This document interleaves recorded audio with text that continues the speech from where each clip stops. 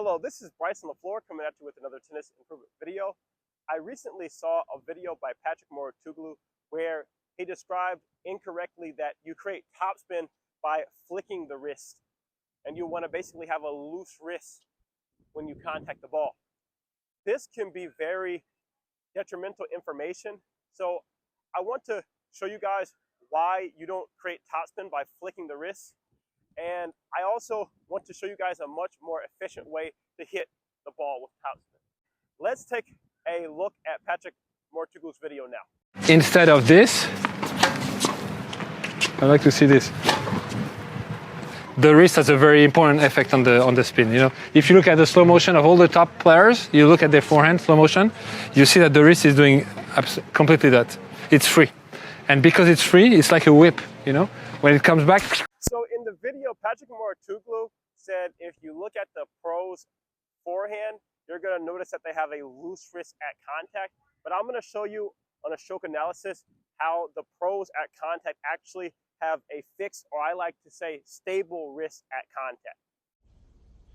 So let's break down Carlos Alcaraz's forehand. Carlos Alcaraz is a great example of the modern game, and he hits with a lot of topspin. All right. So let's break all of the steps down.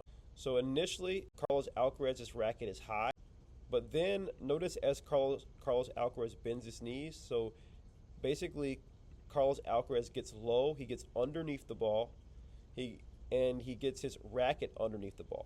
So the ball is probably about here, but the first movement that Carlos Alcaraz does is gets the racket underneath the ball by bending the knees, and then lifts up towards the ball like this. He starts high, then gets low, and then comes back high. But where we really want to focus is the wrist movement and the contact point. So obviously Carlos Alcaraz is contacting the ball here, but let's see if we can see any wrist movement. So as we can see right here, there's very little wrist movement as he contacts the ball. So the wrist is stable and fixed, and he moves the racket upward. So at this point, after he has that stable or fixed wrist, he moves the racket in an upward motion, and that's how we create topspin. So if we look at the stroke analysis, we can see that the pros aren't necessarily hitting with a loose wrist like this. They're hitting with a stable wrist like this, all right? So basically, what you want to do when you hit your ground stroke is you want to hit the ball kind of like this, with your wrist stable through contact.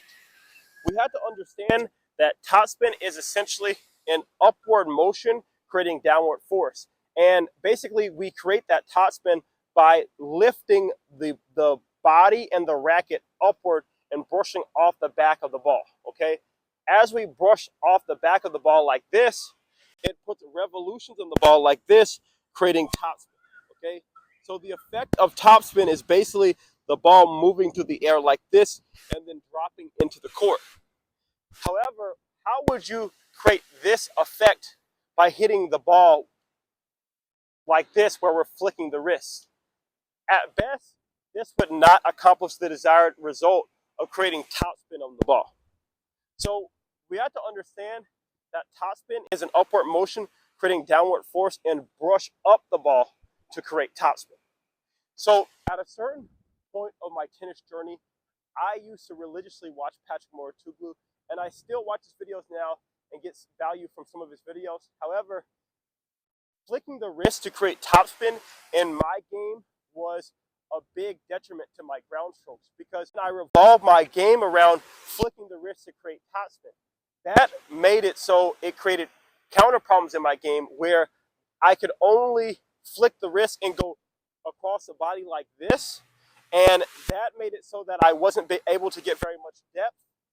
I wasn't able to have very many options on court, and I was never creating true topspin, so I was never able to have the benefit of hitting the ball with a lot of power while having a higher margin for error. Don't make the same mistake I did. Understand that topspin is an upward motion creating downward force, and then you're going to be able to drastically increase your level because you're going to be able to hit with a lot of power while still having a lot of consistency. So thank you so much. This has been Bryceton LeFlore with another tennis improvement video. Like, comment, subscribe. If you would like personalized help, click the link below and join my Discord group. And as always, great luck out there on the tennis court. Thanks.